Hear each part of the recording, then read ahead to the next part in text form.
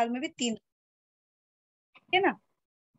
अब इन्होंने कहा कि मैम जो, प्लीज एक बार और रिपीट करो, आपने क्या बोला कि 6 महीने आगे उसके? मैंने कहा कि 12 महीनों की 6 ऋतु होती है, ठीक है, और 6 ऋतु को दोबारा से 2 काल में बांटा गया है, डिवीजन किया है 2 काल में, ठीक है ना। तो एक जैसा आदान काल और एक विसर्ग काल, यानी एक उत्तरायण और एक आपका दक्षिणायन, ठीक है ना। तो ये चीज उन्होंने बताया था, आदान काल और विसर्ग काल। ओके, अब इन्होंने कहा इन 6 ऋतु को भी आदान काल में 3 ऋतु रखी गई है, विसर्ग काल में भी 3 ऋतु रखी गई है। ओके, आदान काल में जो सूर्य की जो गति होती है उत्तर की दिशा में होती है, ठीक है ना। उत्तर की गति मतलब सॉरी, सूर्य की गति उत्तर की दिशा में होती है। इसमें क्या होता है, धीरे धीरे जो सूर्य का बल होता है तेज होता है, एक साथ नहीं होता, धीरे धीरे होता है, ठीक है ना। तो धीरे धीरे क्या होता है कि जब हम आदान काल की जो लास्ट ऋतु आती है हमारी ग्रीष्म काल, इस समय जो सूर्य जो होता है प्रचंड उसमें वेग में रहता है, उसका बल प्रचंड रहता है। तो क्या होता है कि धीरे धीरे जब आदान काल में सूर्य की गति जब उत्तर दिशा में रहती है, तो क्या होता है कि बल जो होता है धीरे धीरे क्षीण होता है, एक साथ नहीं होता, धीरे धीरे क्षीण होता है। और विसर्ग काल में जो सूर्य की जो गति होती है दक्षिण दिशा में होती है, धीरे धीरे से क्या होता है, मतलब चंद्रमा का अंश बढ़ता है, और मतलब चंद्रमा का बल पड़ता है, सूर्य का जो बल होता है क्षीण होता रहता है। मैं फिर कहूंगी धीरे धीरे, बहुत जल्दी जल्दी, ठीक है। तो आदान काल में भी 3 ऋतु होती है, विसर्ग काल में भी 3 ऋतु होती है। तो जैसा कि मैंने लास्ट जो उसमें बताया था क्लास में सेशन में, तो विसर्ग काल बताया था। विसर्ग काल में क्या होता है कि जो सूर्य की जो गति होती है उत्तर सॉरी दक्षिण दिशा में होने से क्या होता है, धीरे धीरे सूर्य का बल क्षीण होता रहता है और चंद्रमा का बल मजबूत होता है। ओके, जिसमें मैंने वर्षा बताई थी, वर्षा के बाद मैंने शरद बताई थी, और शरद के बाद मैंने बताई थी आपकी हेमंत ऋतु, ठीक है।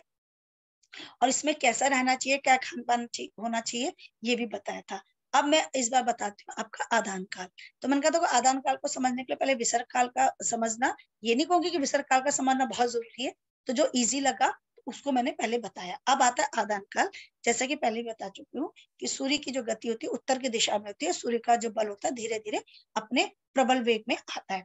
तो सबसे पहले आता है इसमें आदान काल में आता है हमारा शिशिर ऋतु। जो शिशिर ऋतु होती है, अगर मैं मतलब इंग्लिश महीनों के हिसाब से बात करूं, तो ये जनवरी के मध्य से होती है मार्च के मध्य तक, ठीक है। तो इसमें जो बल होता है व्यक्ति का उत्तम होता है, स्ट्रांग रहता है जो बल होता है, ठीक है। अब इसमें अगर हम उसकी बात करें तो ये हमारा माघ का महीना कहेंगे, और माघ और फागुन का महीना इसमें आता है। क्लियर। अब इस समय अक्सर जो होते हैं हमारी जो शिशिर ऋतु होती है, आदान काल में जो प्रथम ऋतु हमारी शिशिर ऋतु होती है, तो आप देखते होंगे इस समय जो कोहरा जो ज्यादा अधिक जो कोहरा पड़ता है इस ऋतु में पड़ता है, बहुत ज्यादा गहरा।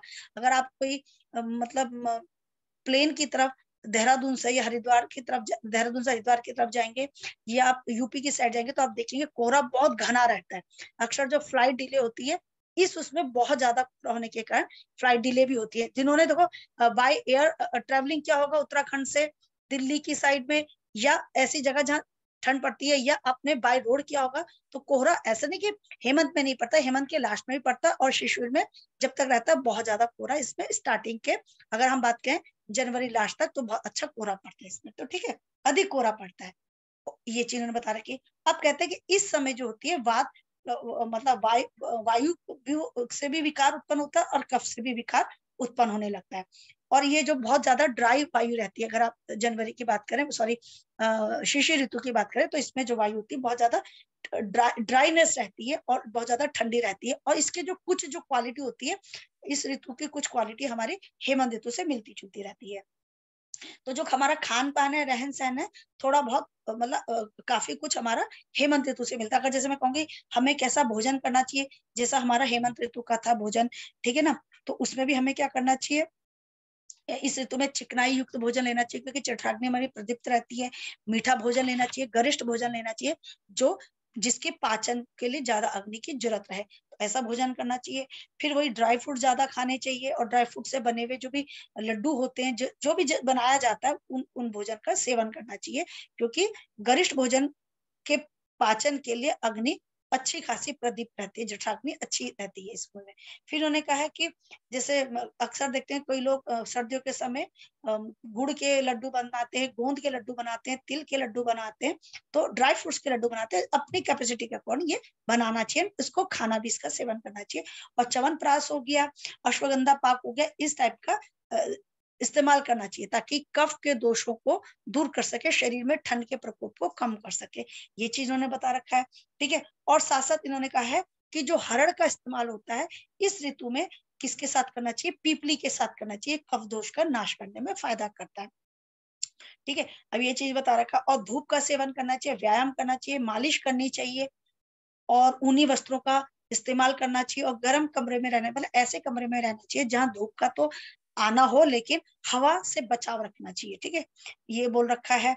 और जो भी आप नहाने का जो पानी इस्तेमाल करते हैं वो गर्म होना, गर्म का मतलब यानी कि बहुत ज्यादा हाई टेम्परेचर, तो गर्म होना चाहिए ताकि वो ठंड के प्रभाव को, शरीर में ठंड का प्रभाव ना ला सके, ऐसा रखना चाहिए। और अक्सर आप देखते होंगे सर्दियों में ऊनी कपड़े पहने जाते हैं, मोटे कपड़े पहने जाते हैं, वो भी डार्क कलर के पहने जाते हैं ताकि वो ज्यादा से ज्यादा सूर्य की रोशनी को, एनर्जी को एब्जॉर्ब कर सके, रिफ्लेक्ट ना कर सकते। इसलिए अक्सर देखते होंगे सर्दियों में रेड कलर का हो गया, ऑरेंज कलर का हो गया, तो गहरे रंग के कपड़े ज्यादा पहने जाते हैं। और इन्होंने कहा कि और अगर आप देखते होंगे सर्दियों में ज्यादा पकोड़े, चटनियां, इन चीजों का और अदरक का, हींग का ज्यादा प्रयोग करना चाहिए। मतलब ज्यादा का मतलब आप अपने भोजन में इस्तेमाल कर सकते हैं, ओके। तो ये चीज उन्होंने बता रखा, क्योंकि मैं फिर होंगी शिशिर ऋतु में जठराग्नि के प्रदीप्त होने से जो भी आप भोजन लेते हैं वो जल्द सरलता से डाइजेस्ट हो जाता है, ये चीज उन्होंने बता रखा है। अब आता है जैसे फिर धूप का सेवन करना, व्यायाम करना, अभ्यंग करना है, ठीक है, सूर्याभ्यंग करना है, और स्वेदन करना है। धूमपान, धूमपान का एक धूम प्रतिका होती है जिसको अगर मुख से लिया जाता है तो मुख से धुआं को निकाला जाता है, और नासिका से लिया जाता है तो वो भी मुख से धुएं को निकाला जाता है। एक इसको धूमपान कहते हैं, मतलब आयुर्वेद में एक नस्य का होता है, उसमें धूमपान लिया जाता है, ठीक है ना। तो ये मेडिकेटेड होता है ताकि आपके जो कफ दोष होते हैं आपके सर पे, आपके चेहरे पे, आपके गले में, नाक में, वो सब दोष दूर हो सके, ये कफ दोष के दूर के लिए इस्तेमाल किया जाता है। जैसे हमारा योग में हम जलनेती किससे बना होता है? ये देखिए, जो मैं बस मोटा मोटा बता सकती हूँ, बहुत डिटेल में नहीं, ये गौघृत और हरिद्राखंड का बना होता है। ये एक हरिद्राखंड आयुर्वेद का होता है, हरिद्राखंड। तो इसको जो गौज होती है, पट्टी होती है ना जो हम छोटे में लगाते हैं, उसके ऊपर लगा के इसको फोल्ड करके एक टाइट सा वो बनाया जाता है, जैसे मतलब हम क्या कहें, टाइट जैसे चौक की तरह स्टफ किया जाता है, मोटा, और उसको जला के उसका पान किया जाता है, उसके धुएं को, ठीक है। तो तीखा आपने होता बोला है, हरिद्राखंड? हल्दी जिसे कहते हैं, हाँ, मेरे हिसाब से हरिद्राखंड कुछ इस टाइप से होता है, और गौघृत होता है। बहुत ज्यादा डिटेलिंग नहीं पता, लेकिन जो मोटी मोटी पता है वो मैंने पता है, क्लियर। गौघृतु आप कह रहे हैं ना? गौघृत, हाँ, गाय के घृत में उस गौज में से लगाया जाता है, उसको बनाया जाता है, तो उसको जला के तब उसके धुआं लिया जाता है। उसकी एक टेक्निक है, वो कभी आइएगा तब आपको बताएंगे, ठीक है ना। तो इसका भी आप रिजल्ट देखेंगे, बिल्कुल आइएगा। तो जब आप देखेंगे तो धूमपान होता है इसको, तो ये मैं तो नस्य। नाम भूल जाऊंगी, तब तक मैम आप याद रखना। मैं कितनी चीजें याद रखी, धूमपान, धूम, धूम मचाने नशे का, में धूमपान याद रखना, सिर्फ हम चिट्टा मारना सिखाएंगे। देखिए एक चीज मैं और बता सकती हूँ श्रद्धा जी, धूम मचाले का धूम याद रखना, और जो हम पान खाते हैं तो वो पान याद रखना। पान वैसे गुड फॉर बेटल जो लीफ होता है, बेटल लीफ, वो आपके हार्ट के लिए सही होती है, तो पान याद रखना, ठीक है ना। तो धूम पान से याद रखना, ठीक है। मैम कितने के साथ क्या लेना चाहिए ऐसे बोले थे? सुनाई नहीं दे रहा, क्लियर। पिपली के साथ क्या अनुपम?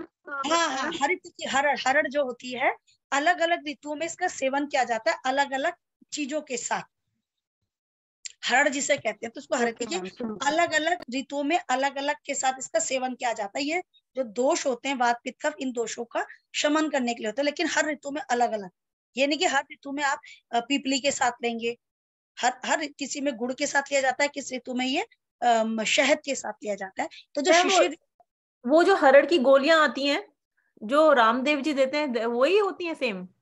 आई थिंक वही होती है, हाँ, हरड़, लेकिन ये कुछ अलग से बनाई भी रहती है हरित की। ये जो आपके बीएमएस के जो होंगे आयुर्वेद के, वो ज्यादा डिटेलिंग बता सकते हैं। मैंने कहा ना बहुत ज्यादा डिटेलिंग बता सकते हैं, क्योंकि ज्यादा मुझे इसके बारे में नहीं पता। हरड़ इज अ डिफरेंट थिंग, ये इसको मेडिकेट अलग। हाँ बताइए कपिल जी। हरड़ एक औषधि है मैम, एक जैसे ये बनी बनाई नहीं आती है, ये एक छोटा सा फल होता है, जैसे भेड़ा का फल होता है वैसे हरड़ का एक फल होता है, वो सूख के ड्राई हो जाता है। Exactly. तो जो रामदेव जी जो गोलियां देते हैं वो तो हरड़ में कुछ मसाले मिला के, उसमें नमक वगैरह मिला के गोलियां देते हैं, वो तो अलग चीज है, लेकिन हरड़ एक अलग औषधि है। जैसे त्रिफला में हरड़ का इस्तेमाल होता है, जो त्रिफला मतलब होती वो है, नकली देते हैं? नहीं वो अलग चीज है, वो चीज अलग है, करके देते हैं। वो मिक्स देखिए करके वो देते हैं, चीज उसमें अलग है, डाइजेस्टिव जूसेस मिला, हाँ, मतलब डाइजेस्टिव वाला वो जो हम खाते हैं। हाँ जी, कि हाँ वो जी, अलग है, वो वो अलग अलग है, चीज है। वो अलग ओके। चीज है, ठीक है ना। लेकिन अब इसमें क्या होता है कि जो हरड़ एक फल होता है, त्रिफला में अगर हरड़ बहेड़ा आंवला जो होता है, तो हरड़ को जैसे बताया उसको ड्राई करके इनके अनुपात मिला के तो त्रिफला वो अलग बनता है, जो it's a very good for a constipation person, ठीक है ना। लेकिन हरड़ जो होता है, जो बताया एक फल होता है, उसका पाउडर, लेकिन कितने अनुपात में देना, ये देना वो आयु के हिसाब से, व्यक्ति के प्रकृति के हिसाब से तब दिया जाता है, ठीक है। तो ये सर्दी देखिए लेके आ गए हैं, कपिल जी ये लेके देखिए, आ गए। ये हरड़ है, अगर आपको दिख पा रही है तो ये हरड़ है, ये फल होता है, जैसे लगा ये कि फल होता है। अगर हम के पिस्ते की तरह सूख के अगर वैसा कर देंगे इस शेप हाँ, में, तो फिर से ठीक है। खाते कब है और क्यों खाते हैं? इसको इसको तो 12 महीने खाते हैं, लेकिन अलग अलग ऋतुओं में अलग अलग के साथ इसका इस्तेमाल होता है।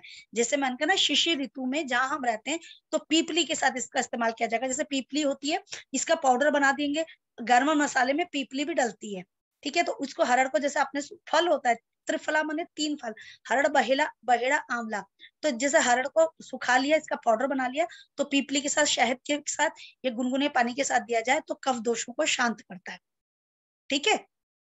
तो हरड़ तो उन्होंने कहा कि 12 महीने खाना, यानी कि 6 ऋतु में खाना, लेकिन सबको अलग अलग ऋतु में अलग अलग के साथ खाना है, ठीक है। तो ये चीज है, क्लियर।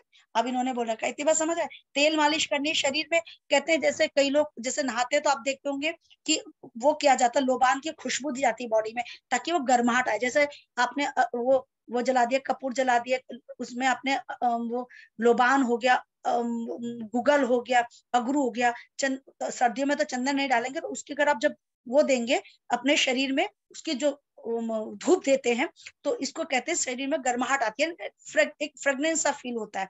तो ये जैसे अगर आपने फिल्म देखी जोधा अकबर में, उसको एकदम फ्रेग्रेंस के लिए जो नेचुरल, तो उसको देखिए, थोड़ा फिर मैं कहती हूँ, मुझे हंसी भी आती है कि जो मेरे एग्जाम्पल बड़े अजीबोगरीब होते हैं, तो इस टाइप से लोबान उसकी खुशबू लेनी चाहिए, तो और उसका लेप भी लगाना चाहिए, शरीर में गर्माहट भी देता है, क्लियर। तो ये सर्दियों के लिए होता है। अब कहते हैं जैसे फिर वही है, धूप का सेवन, गुनगुना पानी पीना है, धूप में रखा पीना है, प्रातः काल धूप सेकनी है, पीठ की तरफ से रखनी चाहिए, पीठ हमेशा धूप के तरफ रखना चाहिए, ताकि कफ का मेल्ट ज्यादा से ज्यादा हो, और पानी पीते रहना चाहिए थोड़ा थोड़ा उसमें गुनगुना पानी, ताकि कफ सरलता से डाइल्यूट होता रहे और बाहर निकलता रहे। ये चीज उन्होंने बता रखा है। क्या क्या नहीं खाना चाहिए, हल्के खाने नहीं खाना चाहिए। कई लोग होते हैं ना कि सर्दियों में फास्टिंग ज्यादा नहीं रखनी चाहिए, अगर फास्टिंग रखते हो तो हफ्ते में 1 बार रखिए, ठीक है, क्योंकि इस समय जठराग्नि बड़ी भी रहती है, अगर आप खाना नहीं खाओगे तो धक्का पाक करने लग जाएगी। और मतलब वायु को बढ़ाने वाला भोजन नहीं खाना चाहिए, ठीक है। और ज्यादा लिक्विड डाइट नहीं खानी चाहिए, क्योंकि लिक्विड डाइट ज्यादा खाओगे तो ये आपकी जठराग्नि को बुझा देगी, जिससे एसिडिटी और गैस से संबंधित रोग उत्पन्न होने लगेंगे। और पतला भोजन, ज्यादा शरबत जूस वगैरह इस मौसम में, जैसे आज के डेट में होता है कि लोग एक स्टेटस सिंबल हो गया कि बर्फ पड़ रही है, कोल्ड कॉफी विद आइसक्रीम, मतलब इस टाइप का ठंडी प्रकृति वाला, ठंडी तासीर वाला भोजन नहीं करना चाहिए।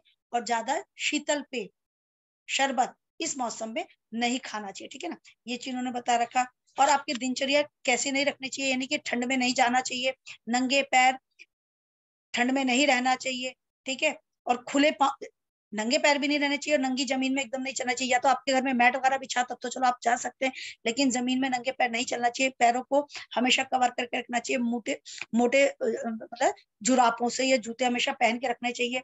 बहुत पतले कपड़े नहीं पहनने चाहिए। जहां जैसे अगर मैं कहूँ, अगर हम मतलब नॉर्थ इंडिया के, अगर हम उत्तराखंड में रहते हैं, देहरादून में रहते हैं, तो जनवरी और फरवरी के महीने जो हमारा शिशिर ऋतु होता है, एकदम पत्ते कपड़े, कॉटन के कपड़े पहन के, सिल्क के कपड़े पहन के नहीं रहना चाहिए। पतले पतले जो आजकल आते हैं ना गर्म कपड़े होते हैं, बिल्कुल पतले से होते हैं, ऐसे नहीं पहनने चाहिए। अच्छे मोटे कपड़े पहनने चाहिए, जो कि बाहर की ठंडक को हमारे शरीर में आने ना दे। ऐसे मतलब पत्ते कपड़े नहीं पहनना चाहिए, और ज्यादा एकदम से हवा में नहीं जाना चाहिए। अगर बाई चांस बारिश हो जाती, क्योंकि पहले तो दिसंबर जनवरी में बारिश होती थी, अब तो खैर अब मैं क्या कहूँ, मौसम बहुत चेंज हो गया, तो बारिश में भी नहीं जाना चाहिए, नहीं कि बिल्कुल हाथ चल दिए। चाहे आप किसी भी एज को, बारिश से प्रोटेक्ट करना चाहिए अपने को, ठीक है। और ठंडे से, कोहरे से अपनी प्रोटेक्शन करनी चाहिए। कोहरे में तो बिल्कुल यात्रा नहीं करनी चाहिए। अगर बहुत ज्यादा इमरजेंसी है तो अपने मतलब कहते हैं एहतियात के साथ, यानी कि गर्म कपड़े पहन के और धीमे धीमे एकदम तब आगे आगे आपको बढ़ना चाहिए। तो ये चीज उन्होंने बता रखा है, ठीक है ना। तो हेमंत, तो ये चीज में बता रखी है कि जैसे थोड़ा बहुत आपका जो खान पान रहन सहन आपका हेमंत ऋतु से मिलता जुलता है। अब आता है बसंत ऋतु। बसंत ऋतु को ऋतुराज कहा जाता है। ऋतुराज इसलिए कहा जाता है, अगर आप देखते होंगे ये आपका होता है आपका मार्च मध्य से मई के मध्य तक, ठीक है ना। अगर आप देखते होंगे इस समय में, देखिए हमारे को कहा जाता है कि नया साल अगर आप इसी इसमें मनाया जाता है भारतीय उसमें सनातन धर्म में, तो क्योंकि इस समय जो सृष्टि में कहते हैं चेतना का संचार होता है, पौधों में नई पत्तियां आती है, नए तरह तरह के फूल खिलते हैं, तो इसलिए इसको ऋतुराज भी कहा जाता है, ठीक है। तो और इस समय हल्की और ठंडी हवा बहनी, मतलब बहुत ज्यादा ठंडक नहीं, मतलब इतनी ठंडी होती है कि जो आपको बहुत कंफर्ट जोन में ले जाती है, तो ऐसी हवा चलती है। तो ये चीज बोल रखा है। और धीरे धीरे क्या होता है कि बसंत में जो, जैसे मैंने कहा आदान काल में हमारा शिशिर से शुरू होता है, इसमें सूर्य का बल तेज होता है, तो शिशिर में उतना बल तेज नहीं होता, लेकिन बसंत में तीव्र हो जाता है कंपैरेटिवली टू शिशिर। तो इसमें क्या होता है कि हेमंत और शिशिर ऋतु में जो जमा हुआ कफ होता है, जो कि हमने कहा कि हम बहुत घी तेल वाला खाना खाते हैं, तो इसमें जब बसंत में तेज जो रोशनी पड़ती है, रोशनी कहूंगी या तेज किरण पड़ती है सूर्य की, तो जो हेमंत और शिशिर में जो जमा हुआ कफ होता है मेल्ट होने लगता है, यानी कि कफ का ये बाहर निकलने लगता है शरीर से। तो ये चीज उन्होंने बता रखा है। इसलिए क्या करता है कि ये कफ जन्य रोग उत्पन्न करता है। इसलिए इस ऋतु में क्या कह रखा है कि कफ का नाश करने वाला जो भी ट्रीटमेंट है वो करना चाहिए। जैसे कि अगर हम योग की बात करें तो हम इसमें जल नीति करते हैं, सूत्र नीति करते हैं, कुंजल करते हैं, ताकि जब दंड करते हैं, जब हम बाहर निकालते हैं मुख से भी पानी, तो देखते हैं कि प्रेशर के साथ नाक से भी कफ बाहर आने लगता है, तो ये कफ दोष का नाश करता है। अगर हम आयुर्वेद के हिसाब से करें तो इसके साथ साथ नस्य और धूमपान का भी ये यहाँ पे ट्रीटमेंट होता है, ताकि कफ जैसे दोष दूर हो सके।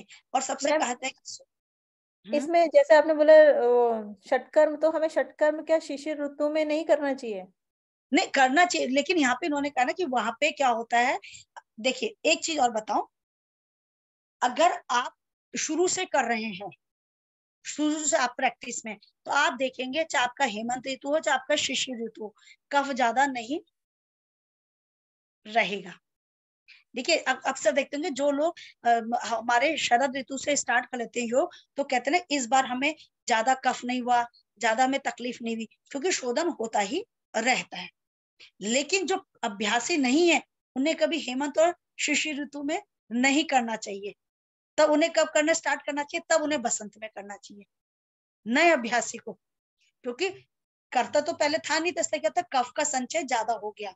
तब कफ के शोधन के लिए हमें ये क्रिया करनी चाहिए। लेकिन जिसने पहले शरद से स्टार्ट कर लिया, तो आप देखेंगे, अगर आपने भी कभी क्या होगा, क्योंकि हम भी क्या कहते हैं शरद ऋतु से स्टार्ट कराते हैं, फिर देखते हैं वो कहते हैं कि इस बार दिसंबर में जनवरी में हमें इतना कफ का, या मार्च अप्रैल में जो एलर्जिक अस्थमा होता था, जो प्रॉब्लम होती थी, वो बहुत कम हुई है। क्यों? क्योंकि शोधन होता गया रेगुलर, ठीक है। लेकिन जिसने कभी नहीं किया तो उसको बसंत में करवाना चाहिए। ओके, तो अब इतनी बात क्लियर होगी। इसलिए योग में भी कहते हैं ना कि अभ्यासी या तो बसंत में स्टार्ट करे या शरद में स्टार्ट करे, बीच में ना करे, ठीक है। तो ये चीज होता है। तो आयुर्वेद के हिसाब से होता है कि ये करना चाहिए, ठीक है ना। और इन्होंने कहा कि इस समय कौन कौन सी बीमारी होती है, जो हम देखते हैं कि बसंत ऋतु में अक्सर क्या होता है, जुकाम होता है, खांसी होता है, कई लोगों को बुखार आने लगते हैं, कई लोगों को बदन दर्द होता है, भूख, कई लोगों को भूख में कमी आने लगती है। तो ये सब चीजें इसमें, और कब्ज जैसे रोग उत्पन्न होते हैं खासकर इस मौसम में होते हैं, क्योंकि कफ के बढ़ने से हमारी जठराग्नि थोड़ी मंद हो जाती है। और व्यक्ति अगर खाएगा और जठराग्नि प्रदीप्त नहीं है, क्योंकि मंद है, तो खाने का पाचन नहीं होगा, तो क्या होता है धीरे धीरे क्या होता है, पाचन न होने से कब्ज हो जाता है। और कई लोगों को फिर क्या होती है कि एसिडिटी, मतलब एसिडिटी क्या कहूँ कि दूसरे रोग भी उत्पन्न हो सकते हैं, ठीक है ना। तो ये चीज उन्होंने बता रखी है। इसलिए कहते हैं कि इस समय हमें कौन कौन सा भोजन करना चाहिए। सबसे पहली बात इन्होंने कहा कि तीखा भोजन करना चाहिए। अगर आप कभी देखते होंगे, अगर आपने कभी स्पाइसी चटनी खा रखी हो, तो आप देखते होंगे नाक से भी कफ आता है और एकदम पसीने छूट जाते हैं। और आप क्यों? क्योंकि जो तीखापन जो होता है, ये कफ का नाश करने में उत्तम होता है। तो उन्होंने कहा कटु और तिक्त भोजन का आहार करना चाहिए। कसाय रस प्रधान जो भोजन होते हैं उनका आहार करना चाहिए, क्योंकि कफ के बढ़ने से क्या होती है, हमारी अग्नि मंद हो जाती है। इसलिए इन्होंने कहा हल्का, जिनको मतलब जो गरिष्ठ भोजन ना हो, हल्के भोजन हो, तो जो सरलता से डाइजेस्ट हो जाए कम अवधि में, तो ऐसे भोजन का करना चाहिए, ठीक है।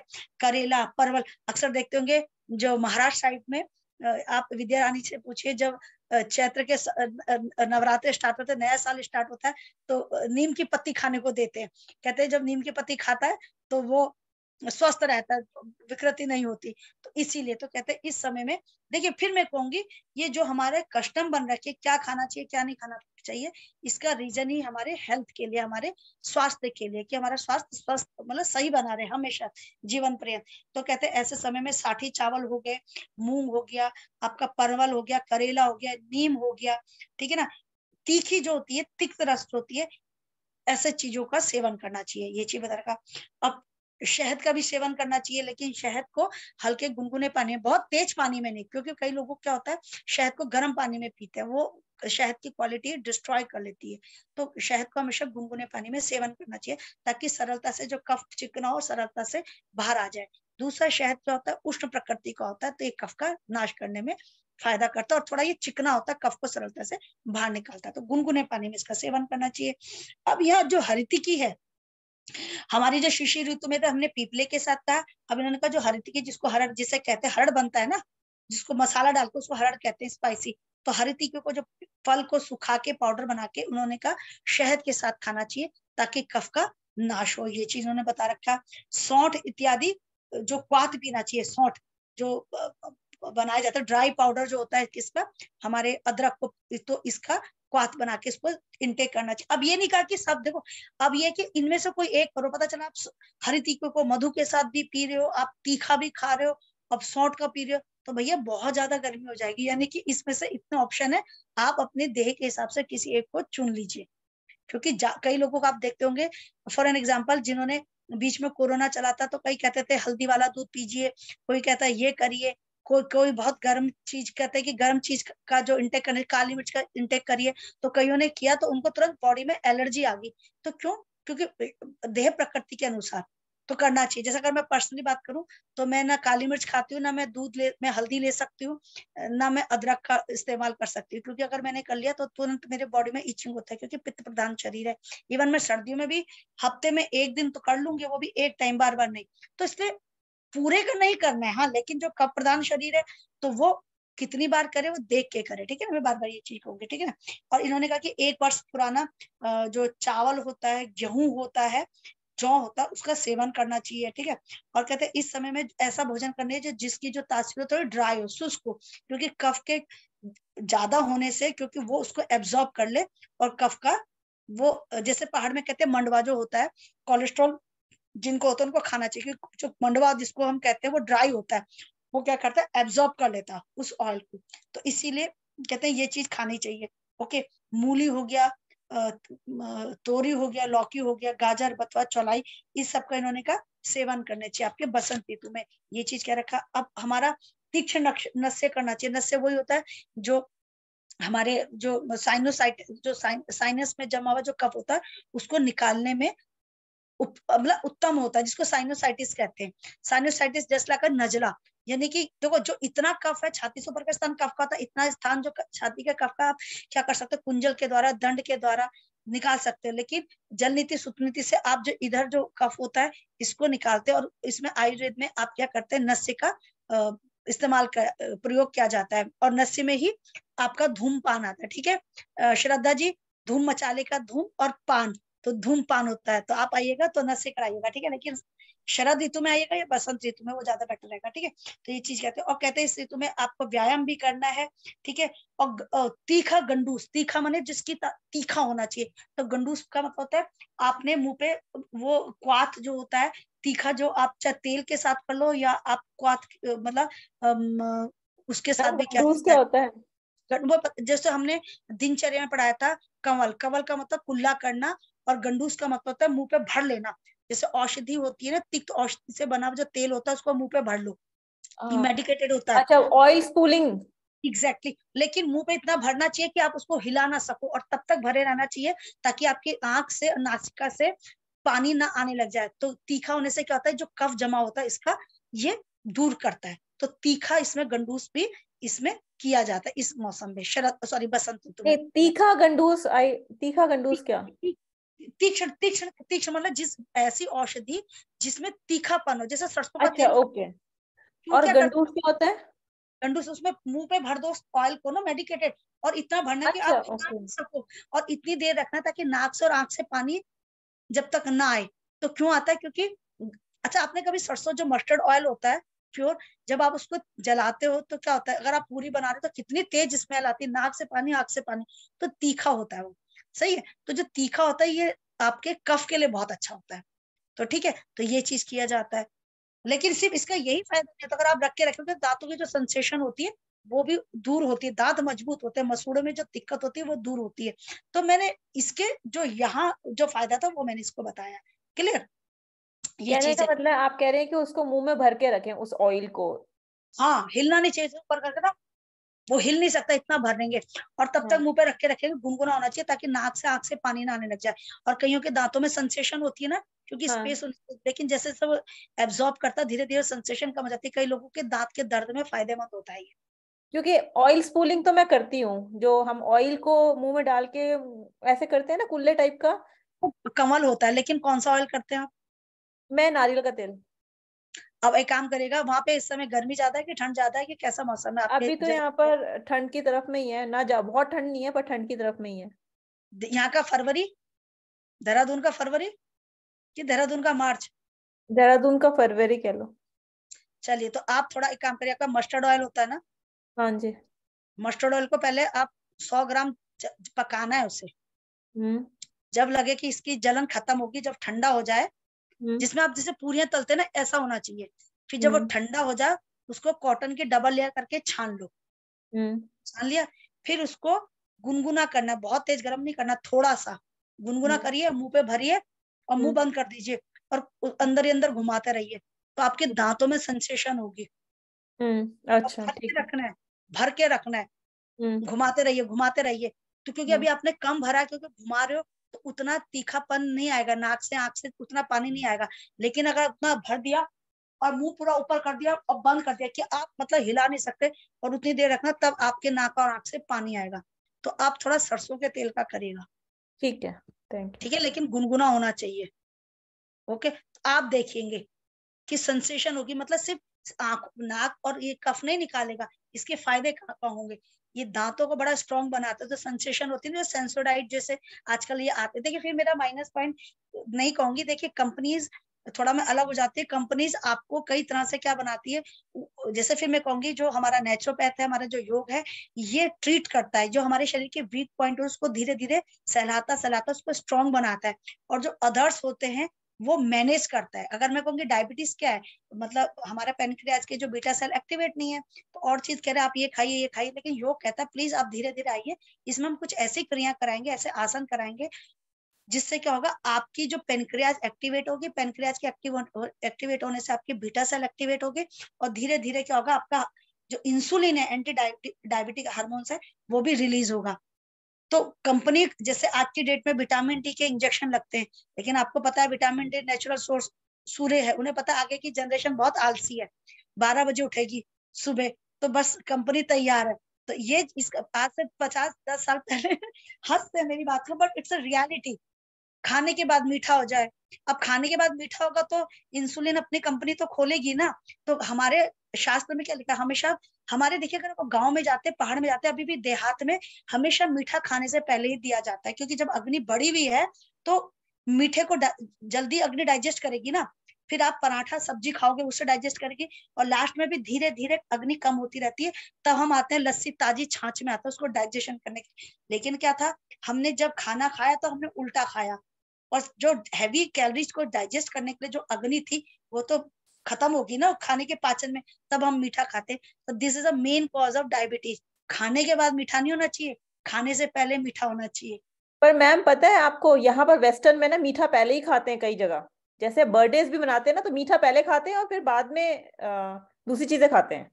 मैंने क्या कहा, वहां पे डायबिटीज के पेशेंट इतने नहीं होंगे। मैंने क्या कहा, अगर मुझे इंसुलिन को खोलना है तो मुझे सामने वाले को बीमार भी तो करना, वरना मेरी कंपनी कैसे चलेगी भाई। बट आप ऐसे ही आप कह रहे हैं कि मतलब हमेशा मीठा पहले खाना चाहिए, ये आप कह रहे हैं, है ना? हाँ सही हमारे कह रहे हैं। हाँ लिखा है, हमारे हाँ शास्त्र में लिखा है, हमारे आयुर्वेद में लिखा है। और देखिए, हमारे गांव में जो बुजुर्ग लोग थे, पढ़े लिखे नहीं थे। अगर आप श्रद्धा जी गांव को बिलोंग करते हैं, कभी जाते होंगे, तो पहले मीठा खाना देते थे। वो कभी ये नहीं देते थे, मीठा पहले देते थे, फिर आपका चावल जो सब्जी रोटी जो पूरी पराठे तब चलते थे। लास्ट में खाने की जब भूख धीरे धीरे कम होती थी तब क्या करते थे, ताजा छाछ वगैरह पीने को देते थे, खाना डाइजेस्ट हो जाए। लेकिन मैंने क्या कहा है, कंपनी मुझे चलानी है, इंसुलिन की अगर मेरी कंपनी खोली है तो मुझे अपना माल भी तो बेचना है। तो मुझे क्या करना है, कुछ सामने वाले से ऐसा वो करना है ना कि जो मेरी बात को चलाने के लिए लोगों के दिमाग को कैप्चर करे। सारा गेम माइंड गेम का है, माइंड कैप्चरिंग गेम है। तो कैप्चरिंग क्या है कि खाने के बाद मीठा हो जाए। जब अग्नि बुझ गई तो आप मीठा खाओगे तो खाना डाइजेस्ट नहीं होगा, तो इंसुलिन की जरूरत पड़ेगी। और जिससे जो मैंने अपनी कंपनी खोल रखी है इंसुलिन की, तो वो बिकेगी, ठीक है ना। तो देखिए फिर मेरा ऐसा किसी कंपनी को बंद करने का इरादा नहीं है। सारी जो गलती होती है हमारी रहन सहन और खान पान की होती है। कई लोग कहते हैं आप ना लोगों की कंपनी बंद करोगे। मैंने कहा भाई मैं कंपनी बंद नहीं करी, मैं कह रही व्यक्ति सही तरीके से रहना खाना सीखे, ताकि जो पैसा वो बाहर खर्च कर रहा है दवाइयों में और हेल्थ इंश्योरेंस में, वो ठीक है होना चाहिए। क्योंकि हम कितना भी बचे, कहीं ना कहीं से हम रोग हो ही जाते हैं। तो ज्यादा ना खर्च करें, थोड़ा करें, बाकी अपना धन अपने परिवार में अपने इंजॉयमेंट में खर्च करें। तो ये मेरा मानना है। तो इसलिए कहते हैं ना माइंड, आप समझिए कि क्यों कैसे करना चाहिए। आयुर्वेद ये कहता है, हमारे कस्टम देखिए वहां भी ये चीज है। और हम अपने जो संस्कृति थी उससे हट गए, जिससे क्या होता है कि हम रोग ग्रसित हो रहे। रोग का कारण ये है कि हम अपने जो रूट थी उससे हम हटते जा रहे हैं। और इसीलिए जो लोगों ने हमारी संस्कृति हमारे रूट को पकड़ा, वो अभी तक पुराने लोग अभी तक फिट एंड फाइन है। वो खाने के बाद कभी मीठा नहीं खाते, एक बार उन्होंने कुल्ला कर दिया फिर वो कुछ नहीं खाते, चाहे आप कितना भी टेस्टी खाना देते। तो ये चीज एक था कि उतना जब खाना खा लिया तो अब कुछ नहीं खाना। तो ये चीज मेरा है ना। तो ये चीज बता रहे कि ये चीज उन्होंने करना चाहिए। इस तरह से उन्होंने कहा कि बसंत ऋतु में जो मैंने बताया था क्या क्या नहीं करना चाहिए। मधुर रस नहीं खाना चाहिए, ज्यादा अम्ल नहीं खाना चाहिए। अम्ल मैंने एसिडिटी, जो खट्टे फल होते हैं वो ज्यादा नहीं खाना चाहिए। बहुत ज्यादा गरिष्ठ भोजन नहीं खाना चाहिए। जैसे मैंने कहा कफ के बढ़ने से जठराग्नि प्रदीप्त नहीं होती, थोड़ा कम रहती है। तो इसलिए गुरु यानी गरिष्ठ भोजन यानी देर से पचने वाले भोजन नहीं खाना चाहिए। अब इसमें अरबी हो गया, जैसे कि उड़द हो गया, ऐसी चीजों का भी सेवन नहीं करना चाहिए। क्योंकि ये क्या होता है, अगर आप देखते होंगे ये चिकना पर बढ़ाते हैं। कच्चा प्याज का सेवन नहीं करना चाहिए। कच्चा प्याज भी क्या होता है, कफ को बढ़ाता है।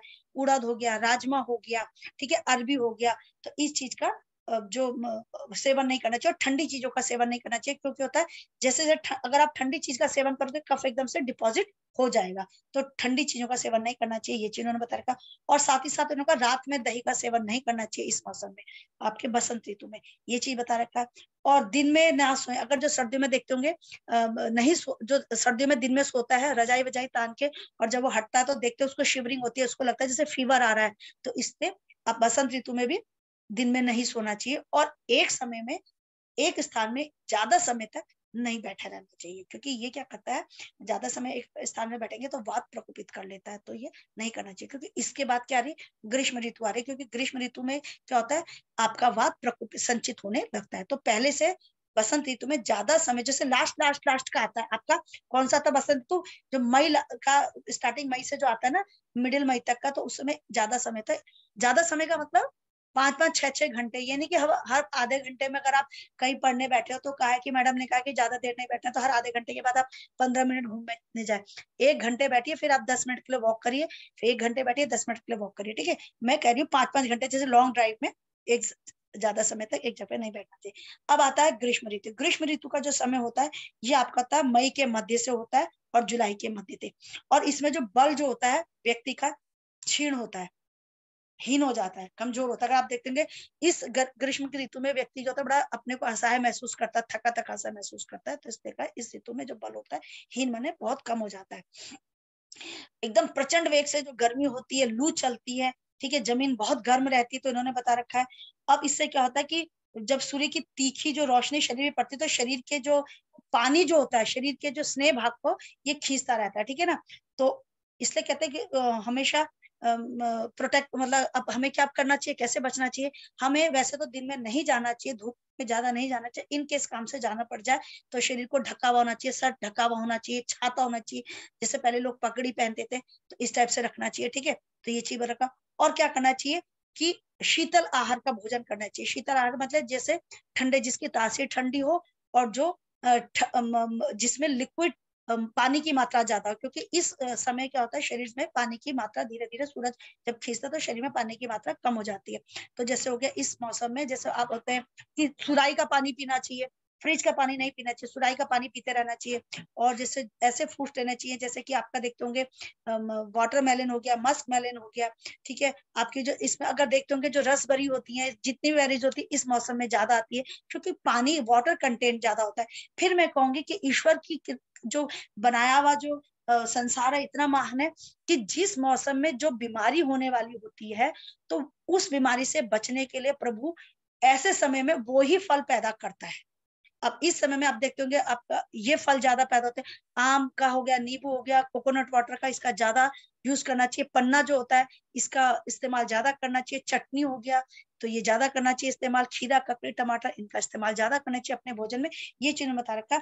और शाली चावल हो गया, जैसे बताया था, छाछ हो गया, दही भारी होती है, गरिष्ठ होती है, अगर दही को अगर आप खाते हो तो नींद आने लगती है, तो छाछ का इस्तेमाल, छाछ मतलब पतला करके मट्ठे का, तो जैसे भुना हुआ जीरा हींग को पीस के इसको लेना चाहिए, ताकि शरीर में जो पानी की कमी दूर हो, और शरीर में क्योंकि बल की हानि होने से ये आपको एनर्जी प्रदान करती है, तो इसका सेवन ज्यादा इन्होंने कहा करने को कहा है। और खरबूजा, तरबूजा हो गया, शहतूत हो गया, अनार हो गया, नींबू हो गया, ऑरेंज मतलब आपके जो संतरे हो गए, इन चीजों का सेवन ज्यादा करना चाहिए। और मधुर रस का सेवन करना चाहिए, क्योंकि मधुर रस ठंड को बढ़ाता है, और ठंड इसलिए सर्दियों के समय जब आपका जो बसंत ऋतु होता है, मधुर इसलिए बोल रखा मन नहीं खाना चाहिए क्योंकि मधुर रस कफ को बढ़ाता है, लेकिन इस मधुर रस के बढ़ने से कफ बढ़ता है क्योंकि ठंड प्रदान करता है, और इसलिए इस मौसम में ग्रीष्म में मधुर रस का भी प्रयोग करना चाहिए, ये चीज उन्होंने बता रखा है। और साथ साथ बता रखा है कि और क्या करना चाहिए, कि सुबह प्रातः काल उठना चाहिए ब्रह्म मुहूर्त में, और घूमने फिरने जाना चाहिए। प्रातः काल उठे, आपने उषा पान किया, मलमूत्र का त्याग किया, उसके बाद घूमने जाना चाहिए, क्योंकि सुबह सुबह की वायु जो होती है उत्तम होती है, शरीर में ठंडक मिलती है। बस सुबह की एक वायु होती है जो आप उसका इस्तेमाल कर सकते हैं, क्योंकि दिन में क्या होता है प्रचंड वेग सूर्य के आप सेवन नहीं कर सकते, तो ये वायु का सेवन नहीं कर सकते, इसलिए कहा है। और बहुत प्यासे नहीं रहना, हर थोड़ी देर बाद आपको पानी पीते रहना चाहिए, ये चीज उन्होंने कहा है। और ऐसे मौसम में, ग्रीष्म के समय में, गर्मियों के समय में पुदीना हो गया, कच्चे प्याज का और धनिया का सेवन ज्यादा करना चाहिए। ये चीज, कच्चा प्याज होता है लू को खत्म करता है। अगर आपने देखते हैं कि कई लोग जो खेतों में काम करते हैं गर्मियों में, तो वो कच्चा प्याज खाते हैं, क्यों? क्योंकि जो प्याज होता है कच्चा प्याज, ये लू को खत्म करने के लिए फायदेमंद होता है, ये चीजों में बता रखा। और अगर नहाने की बात करी जाए तो कहते हैं कि जो डायरेक्ट पानी होता है, जैसे कुएं का पानी, हैंडपंप का पानी, तो इसके पानी से स्नान करना चाहिए। और नदी जो होती है प्रातः काल, वहां जाके इसका स्नान करना चाहिए, ताकि शरीर में ठंडक बनी रहे, ये चीज उन्होंने कह रखा है, ठीक है। और हो सके तो कहते हैं दिन में, देखिए वैसे तो कई लोग तो गर्मियों में भी दिन में नहीं सोते, लेकिन कहते हैं अगर आपको दिन में सोना तो ग्रीष्म ऋतु में रहना चाहिए, क्योंकि इस समय अगर आप बाहर जाएंगे तो गर्मी के कारण आप बीमार पड़ जाएंगे, इसलिए दिन में सोना चाहिए। क्योंकि इस ऋतु में क्या होती है, रात छोटी होती है और दिन लंबे होते हैं, तो जल्दी नींद खुल जाती है, तो इसलिए थोड़ा कहते हैं नींद पूरी करने के लिए दिन में आधा एक घंटा सोना चाहिए। अगर आप सोते नहीं है तो अपने घर में ही रहना चाहिए। देखो पहले जमाने में क्या होता था, जो महिला होती थी गर्मियों के समय क्या करती थी, अंदर, क्योंकि पहले ज्वाइंट फैमिली होती है, अगर आप देखते होंगे तो घर में वो बड़ी बनाती थी, वो अचार बनाती थी, दिन बैठ के कोई पापड़ बनाते थे। लेकिन अगर ऐसा, अब तो न्यूक्लियर फैमिली और सब बाजार में मिलता है, तो क्या करना चाहिए, आप आराम कर सकते हैं। पहले महिला दिनों में मिलके यही काम किया करती थी, तो इट मीन्स आपको बाहर नहीं जाना, अंदर ही काम करना, ये चीज आपको करना चाहिए। और सबसे बड़ी बात है, इसने कहा कि आप इस समय में, जैसे होता है ना, जिसको ज्यादा गर्मी लगती है वो चंदन का इस्तेमाल कर सकता है, तो चंदन का इस्तेमाल कर सकता है, मुल्तानी मिट्टी का इस्तेमाल कर सकता है, ठीक है।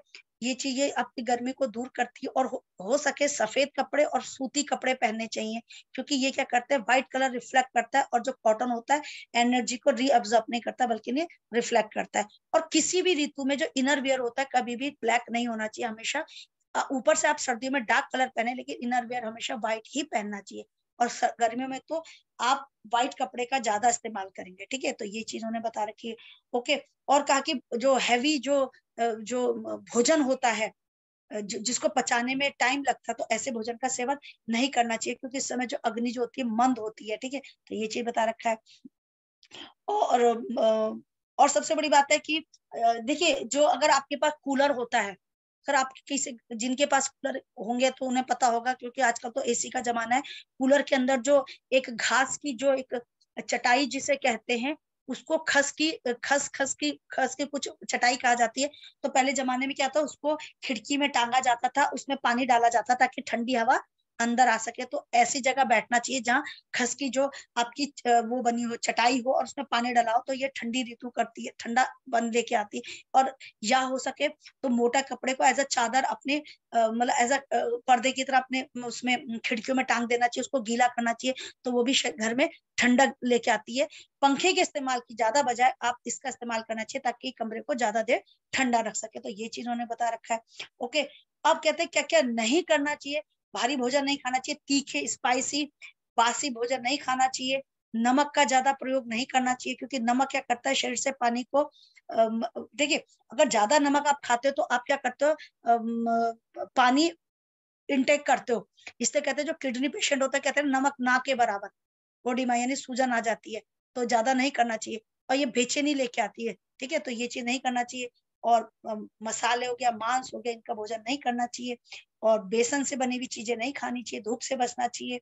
और उन्होंने कहा था आर्टिफिशियल जो होते हैं ना, एक जो टेरिकोट हो गया, जो मिक्स जो कपड़े होते हैं कॉटन के अलावा, वो नहीं पहनना चाहिए। अदरवाइज अगर आप पहनोगे तो स्वेटिंग पसीना आएगा और वो बाहर नहीं जाएगा। वो मतलब क्या होता है, कॉटन तो उसको एब्जॉर्ब कर लेता है, ये कपड़े नहीं कर पाते, तो बॉडी में क्या होती है, स्किन डिजीज हो जाएगी। तो ऐसे जो होते हैं सिंथेटिक कपड़े, पॉलिस्टर कपड़े बिल्कुल नहीं पहनने चाहिए, सिर्फ सूती कपड़े पहनने चाहिए। ये चीज कहा उन्होंने। और ज्यादा गुस्से का भी ज्यादा, गर्मी में कहते हैं ना दिमाग गर्म हो गया, अगर गुस्सा आता है कहते हैं दिमाग गर्म हो गया, ठीक है ना। तो गुस्से में नहीं रहना चाहिए, ज्यादा डर में नहीं रहना चाहिए। और ज्यादा क्या कहते हैं उसको, दिन की जहाँ तीखी वायु, तेज धूप, ऐसा सेवन नहीं करना चाहिए। अगर आप करेंगे तो बीमार हो जाएंगे। एक तो गर्मियों में वैसी एनर्जी लॉस होती है, ऊपर से अगर आप थोड़ा गुस्सा कर लेंगे तो चारों खाने चित हो जाएंगे। तो गुस्सा नहीं करना चाहिए। कहते हैं ना गुस्सा आग वहीं लगती है जहाँ भूसा है। तो भैया दिमाग में शांति मैम बना, गुस्सा क्या ऋतु देख के आता है थोड़ा? तो तभी तो कंट्रोल करना चाहिए। कंट्रोल तो हमेशा ही करना चाहिए ना, हमेशा किसी भी ऋतु में।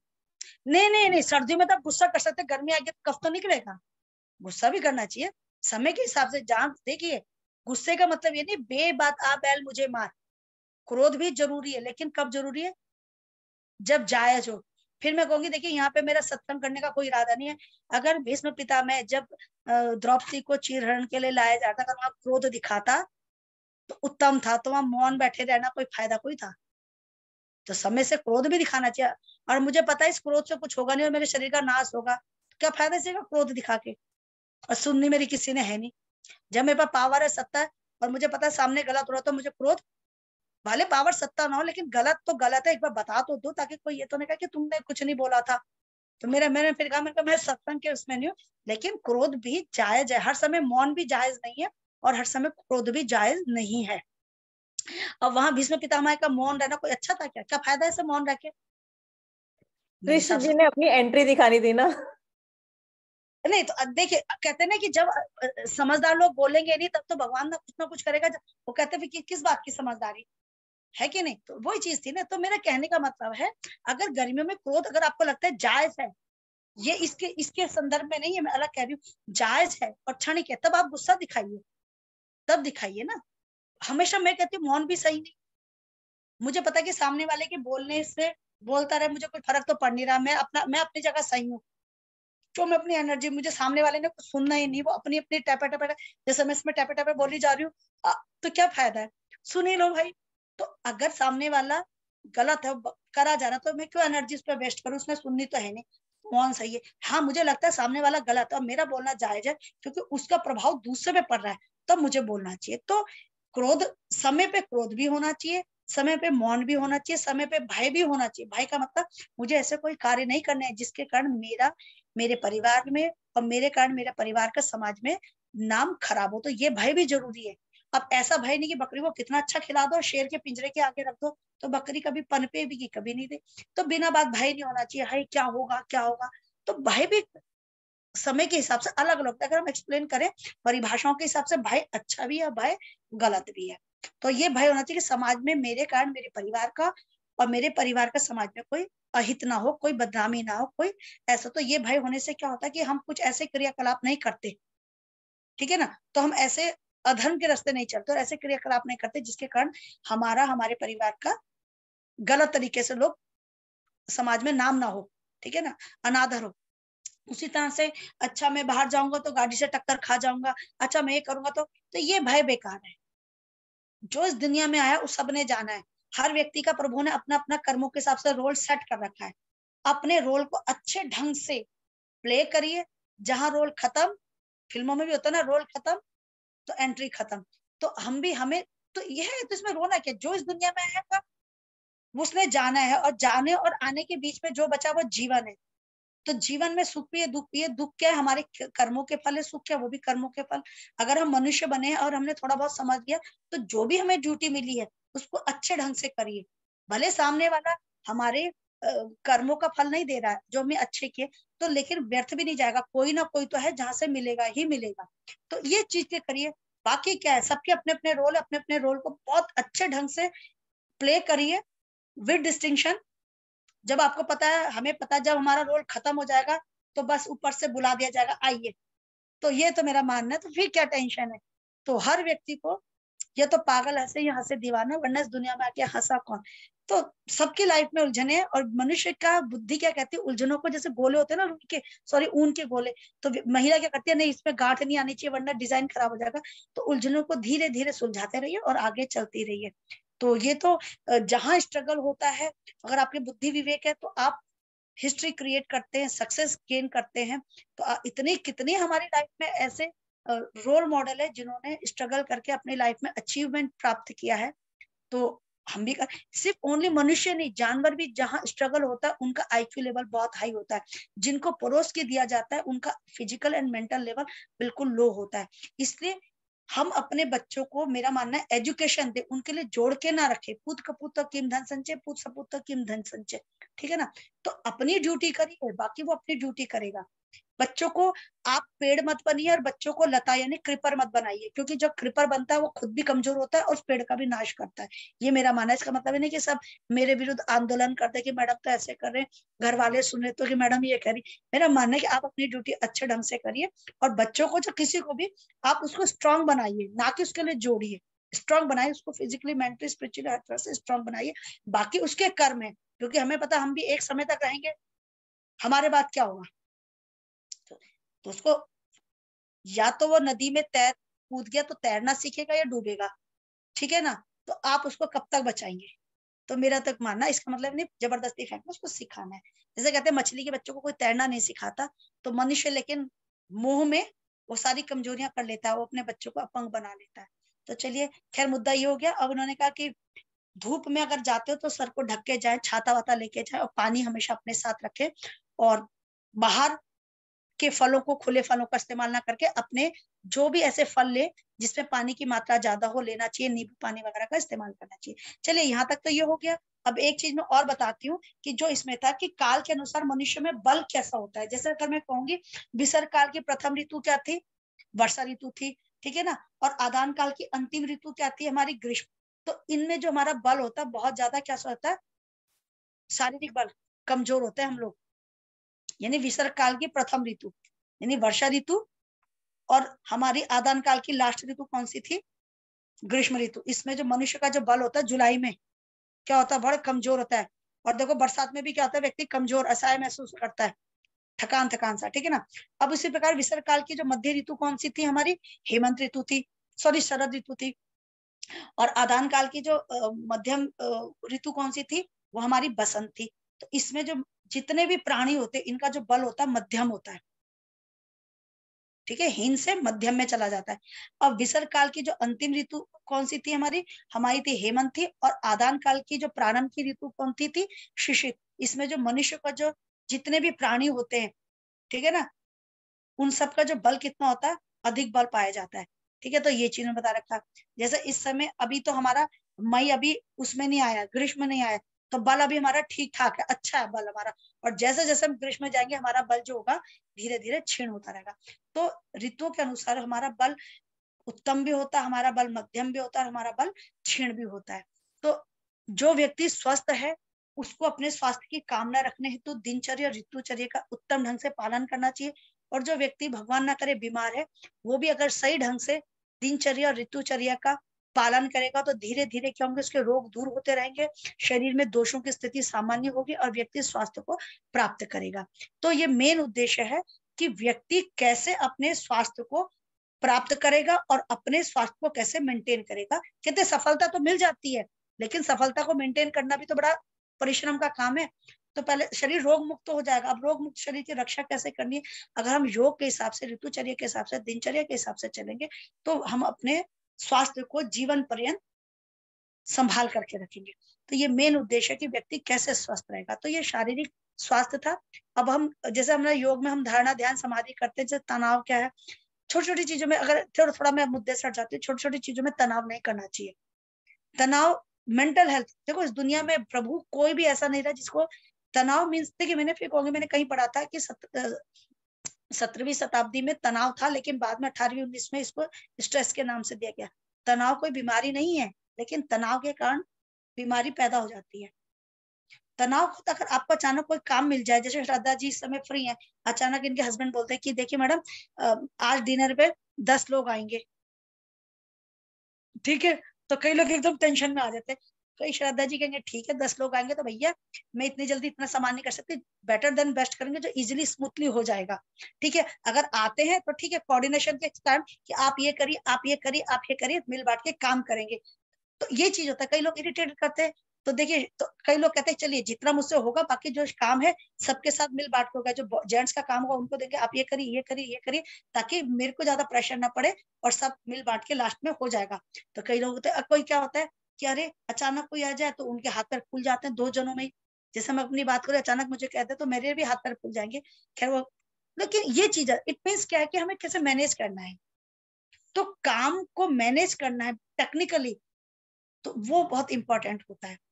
तो कई व्यक्ति क्या होता है, कोई भी सिचुएशन आती है, नहीं 1-2 सेकंड कहते हैं, कई लोग 2 मिनट तक शांत रहते हैं। कई लोग कहते क्या हुआ, सुनोगे? कहते नहीं भाई अब थोड़ा दिमाग को शांत करो कि आगे कैसे कैसे काम करना है, कैसे कैसे करवाना है, ताकि मैं अपने काम को अच्छे ढंग से कर सकूं। तो ये होता है। तो ये मेंटल हेल्थ को रिप्रेजेंट करती है। तो तनाव सबकी लाइफ में, तनाव मतलब अचानक से कोई काम आ गया, हम कुछ भी सोचे, लेकिन हमारे सोचने से अगर दुनिया चलती तो इस दुनिया में कोई भी दुखी नहीं होता। ठीक है ना? तो हम कुछ भी सोचो होता वही हमारे कर्मों के अनुसार। तो अचानक कुछ भी हो सकता है, तो उसके लिए हमेशा तैयार रहना और सिचुएशन को कैसे हमें आराम से उस सिचुएशन, उस स्थिति से पार करना है, भागना नहीं है। उस सिचुएशन को अपने ऊपर हावी नहीं होने देना, बल्कि उस सिचुएशन को पे अपने आप हावी होना, फिजिकली मेंटली अपने आप इतना हावी हो कि वो सिचुएशन आप स्मूथली फेस कर सके और उस स्थिति से आप आराम से निपट सके। That is a mental health. तो ये चीज मैं कहूंगी। तो छोटी छोटी बातों में तनाव नहीं लेना चाहिए, बड़ी बड़ी में भी नहीं होना चाहिए। जो होना, अगर मेरे कारण मुझे लगता है कि ये तनाव है, ये कार्य आ रखा है, इसका मुझे किसी से भी सॉल्यूशन नहीं मिल रहा, तो मैं तो उसको भगवान भरोसे छोड़ देती, प्रभु तू जान, तेरा काम जाने। मैंने तो हर तरह से सबसे सलाह भी मांग ली, लेकिन किसी को कुछ नहीं मिल रहा, तो अब क्या करें, तेरे उसमें छोड़ दिया। तो ये चीज होती है। कई स्थिति ऐसी थी कि जो ना हमारे हाथ में होती है उसका सॉल्यूशन, ना कोई किसी के पास उसका सॉल्यूशन होता। कहते ना अब ये तो वक्त के ऊपर है, भगवान के ऊपर छोड़ देना चाहिए, क्योंकि आपने पूरा एफर्ट किया लेकिन आपको कोई सॉल्यूशन नहीं निकला, कोई समाधान नहीं निकला, तभी भी क्यों रोना है भाई, जब आपने एफर्ट डाल तो दिया है। तो ये चीजें तो नहीं करना चाहिए। आराम से लाइफ चलती है। आप भी प्रसन्न रहिए, दूसरे को प्रसन्न रखिए, आप भी स्वस्थ रहिए, दूसरे को भी स्वस्थ रहिए। यही जीवन है और यही जीवन का। एक क्वेश्चन है मेरा। बिल्कुल बिल्कुल। आपने बोला था कि हमेशा जो है इनर्स जो है वो व्हाइट पहनने चाहिए किसी भी ऋतु में, क्यों? क्योंकि क्या कहते हैं, अगर आप ब्लैक पहनेंगे तो वो क्या होगा, एनर्जी को रिफ्लेक्ट नहीं करते। तो कहा जाता है कि अगर ब्लैक ज्यादा कपड़ा पहना जाता है तो स्किन डिजीज ज्यादा होती है, ब्रेस्ट कैंसर होने के चांसेस इसमें ज्यादा होते हैं। बिकॉज ऐसा है ना कि जैसे हम ये तो अभी हम इंडिया के आप देख के कर, जैसे वेस्टर्न का, जैसे हम लोग यहाँ रह रहे हैं या फिर ऑस्ट्रेलिया हो गया, बहुत ठंडी जगह, वहां पर ज्यादातर लोग सारे ब्लैक ही पहनते हैं। मतलब देखिए मैं ये नहीं कहूँ, नहीं, मैं इनर इन हमेशा जनरल व्हाइट पूछ रही हूँ आपसे ना, वैसे कि आप बाहर से ब्लैक पहन लो और अंदर से फिर भी व्हाइट पहनो, मतलब आप कितना भी ठंडा हो, that's what I am asking. Yes yes yes yes, white ही पहनना है। ओके। और कॉटन ही पहनिए, सिंथेटिक मत पहनिए। चाहे कितनी भी ठंडा हो। हाँ, मतलब देखिए अगर आप, कई लोग होते हैं ना वुलन, एक समय बात करते हैं हमारी स्किन में प्रॉब्लम आने लगती है, वुलन जो होती है ड्राइनेस लेके आता है। तो इनर, अब बाकी आपके ऊपर है कि आप सहन कर सकते हैं, आपकी स्किन उसके लिए कंफर्ट जोन में है कि नहीं है। क्योंकि नॉर्मली क्या होता है ना कि जब बहुत ठंडा होता है, जहाँ बहुत ज्यादा माइनस में टेम्परेचर होता है, वहां पर हमेशा कहते हैं कि सिंथेटिक क्लोथ्स इसलिए पहनने चाहिए क्योंकि वो आपकी हीट को पकड़ के रखते हैं। कॉटन आपकी हीट को पकड़ के नहीं रखता। देखिए एक चीज बताऊं, देखिए सिंथेटिक कभी इनर नहीं होना चाहिए। स्वेटिंग, ठंड में भी स्वेटिंग आती ही आती है। कई लोगों को, अगर आप देखते हो कितना ही पहनेंगे, अंडर आर्म्स में हल्का सा स्वेटिंग तो आती बॉडी में भी आती है। आप इनर कपड़ा वाइट पहनिए, लेकिन स्किन टाइट पहनिए कि आपके कपड़े और स्किन के बीच में भी बिल्कुल भी जगह ना रहे। तो आपको धीरे धीरे क्या हो, हिट होने लगेगा, हिट होने लगेगा बॉडी। ठीक है, तो कफ मेल्ट होगा, तो पसीना आएगा, क्योंकि हीट क्या होगी, गर्माहट लगेगा। अगर वो आपका सिंथेटिक होगा तो क्या होगा, स्किन डिजीज होने के चांसेस 90% होंगे। हाँ, ये मेरा स्किन डिजीज तो यहाँ पर लोगों को बहुत होती है, सबसे ज्यादा होती है, बहुत स्किन होती है। हाँ, स्किन डिजीज इसीलिए होती है। देखो आपने अपनी बात कर, मैंने क्या, सिंथेटिक क्यों नहीं पहनना चाहिए। देखिए लूज इनर जो वियर होता है, जैसे आपने जो भी इनर वियर पहना, उसके ऊपर जो आप पहनोगे वो स्किन टाइट पहनना चाहिए, एकदम टाइट, बिल्कुल हाँ, स्पेस ना समझ हो। गई। हाँ, इससे क्या होगा, अंदर की हीट अंदर ही रहेगी और बाहर की हवा अंदर नहीं आएगी। उसके ऊपर आप देखिए, घरों में क्या होता था, अगर बच्चे बात करें तो घर में माँ क्या करती थी, जो आपके देखते होंगे, बच्चों को एक पुरानी टाइट बनियान पहनाती थी सफेद, उसके ऊपर पुराना जो कपड़ा, जो स्वेटर छोटा हो जाता था वो पहनाती थी, उसके ऊपर पतला ढीला सा शर्ट वर्ट बना लेती थी। कि क्यों, कहती अब ठंड लगे ना लगे, अंदर टाइट हो, बदन टाइट है, छाती एकदम ढकी हुई है, क्योंकि हवा को घुसने के लिए तो जगह चाहिए। तो जब जगह नहीं तो अंदर की हीट अंदर ही रहती है। तो ये चीज, इसलिए आपने देखो खुद ये जवाब दे दी कि हाँ स्किन डिजीज है, रीजन ये है। अब आप वहां तो आप लेकिन बताइए। हमारे यहाँ की ठंड और यहाँ की ठंड में जमीन आसमान का अंतर है। जो लोग जैसे हाइकिंग करते हैं या कि मतलब आप कॉटन वाले कपड़े से आप अपने को सरवाइव करवा ही नहीं सकते इतनी ठंड। समझे नहीं, मैंने कहा इनर जो होता है ना, खद्दर है, खद्दर लीजिए, उसको टाइट रखिए ना अंदर, उसके ऊपर आप जो शर्ट पहनते हैं, जो स्वेट शर्ट पहनिए, सब पहनिए। इनर जब आप इतना टाइट पहन लेंगे तो आपको हवा नहीं लगेगी। जैसे हमारे यहाँ देहरादून में कहा जाता है, मैंने सुना है कि अगर आप सर्दी में कहीं जा रहे हो तो जैकेट के अंदर जो फ्रंट में ना न्यूज़पेपर यहाँ तक अटका दीजिए, हवा क्रॉस नहीं करेगी। न्यूज़पेपर की तो तासीर ही गर्म होती है ना मैम। नहीं, हवा नहीं आएगी ना अंदर, तासीर गर्म की नहीं करी। अरे नोट से ज्यादा तासीर किसकी गर्म होगी। क्यों, तो मैं ये बता रही, प्रोटेक्ट करने के लिए। तो आप उन्हें कहिए कि आप एक तिल के तेल की मालिश करें, वो सर्दियों में नारियल का तेल नहीं, वो ड्राइनेस लेके आते हैं। हंस रहे हो, मेरी क्लास में मुझे लगता है सबसे फनी क्लास शायद मेरी ही लगती है। तो उन्हें कहीं नारियल की तेल की नहीं, मालिश करें। आपने इतना लॉजिकल आंसर दिया ना कि नोट की तासीर गर्म होती है, बिल्कुल सही बोला आपने। और क्या, लेकिन अच्छे अच्छों की ठंड उड़ जाती है भाई, होश उड़ जाते हैं, ठंड क्या कहें। ठीक है ना, तो ये चीज है। तो तिल के तेल की मालिश कर, उन्हें बताइए लॉजिक कि ये करिए, और उन्हें बताइए ऊपर से अच्छा कपड़ा वो पहनिए। जैसे इनर पहना, उसके ऊपर दूसरा कॉटन का कुछ टाइट, जो खद्दर टाइप का मोटा पहन लिया टाइट, स्किन के बीच में बिल्कुल हिलने की भी जगह ना हो। ठीक है, उसके ऊपर टी शर्ट, जो भी वुलन टी शर्ट, जो स्वेट शर्ट पहनते हो पहने, जैकेट पहनिए, फिर देखेंगे पसीने आने लगेंगे बंदे को। मैम एक ठीक है। एक मेरा और क्वेश्चन है यहाँ पर, पर्सनल सा है। मेरे ख्याल से किसी के पास भी हो, कपिल जी हैं यहाँ पर, माधुरी हैं और विद्या जी हैं, और भी जो भी यहाँ पर प्रेजेंट है। एक्चुअली आफ्टर कोविड कोई हमारे फ्रेंड है, उनके जो पेल्विस वाला पोर्शन है उसमें सेंसेशन जो है वो कम खत्म सी हो गई। मतलब पहले उनको फील होता था हर एक चीज सेंसेशन सी, तो आफ्टर कोविड वो कह रहे हैं कि मुझे जो लोअर पार्ट है उसमें सेंसेशन नहीं हो रही है। और पहले वो उनकी सेंसेशन यहाँ मतलब पेट के यहाँ से खत्म हो गई थी, लेकिन अब कुछ महीनों में यहाँ ऊपर वाले पोर्शन में, नाभि के ऊपर वाले पोर्शन में तो सेंसेशन आ गई है, पर नीचे वाले पोर्शन में अभी भी सेंसेशन मतलब उनको फील नहीं होती ज्यादा। और डॉक्टर्स कह रहे हैं कि एवरीथिंग इज ओके, सारे ऑर्गन इज परफेक्ट।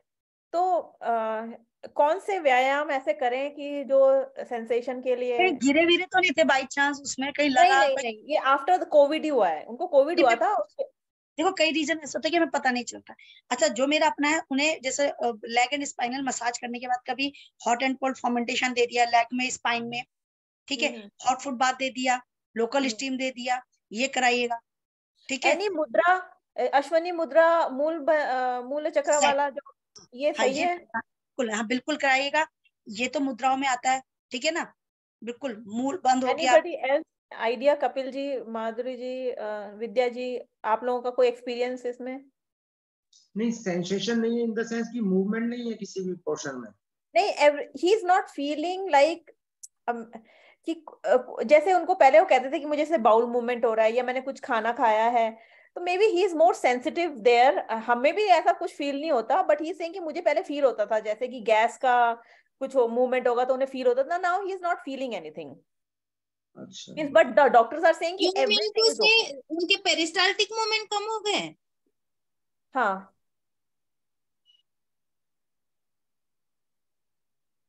तो नो उनके आइडिया। कॉन्स्टिपेशन का कोई प्रॉब्लम है? नहीं। अच्छा आप बात करिए, मैं हूँ अभी पानी पी के आ रही हूँ। आप बात करिए, मैं पानी पी रहा हूँ, ठीक है ना। ठीक है मैम। मैं ओनली इन इनर मूवमेंट या स्किन के सेंसेशन?